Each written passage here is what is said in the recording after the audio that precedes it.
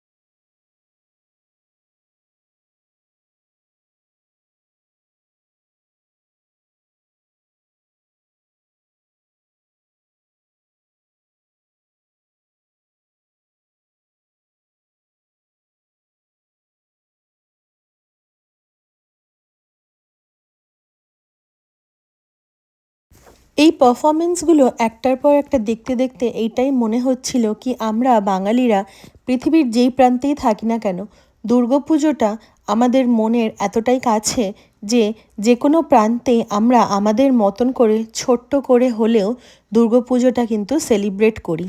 এবং সেই সেলিব্রেশনে সত্যি বলতে এতটুকুও আন্তরিকতার অভাব থাকে না। একচালার একটা ছোট দুর্গা প্রতিমাও তোমরা নিশ্চয়ই দেখতে পাচ্ছ, যেটাকে খুব সুন্দর করে সাজানো হয়েছিল। আজকের দিনটা সত্যি খুব ভালো কাটলো যে এখানে সবার সাথে গল্প, আড্ডা আর মহালয়াকে এই সুন্দর করে যে এখানে সেলিব্রেট করতে পারলাম। আগের বছর এই সুযোগটা হয়নি, কিন্তু এই বছর এই সুযোগটা পেয়ে সত্যি খুব ভালো লাগছিল। দুপুরের মেনুতে ছিল সাদা ভাত, ডাল, বাঁধাকপির তরকারি, ডিমের কষা, চিকেন আর তার সাথে একটা গোলাপ জামুন। খাওয়া দাওয়া শেষ করে সবাই মিলে আনন্দ করে নাচে গানে আজকের দিনটা কাটিয়ে দিলাম। পুজোর দিনগুলো সবার খুব ভালো কাটুক, এটাই কামনা করি। শুভ শারদিয়া। This is Sukanya signing of.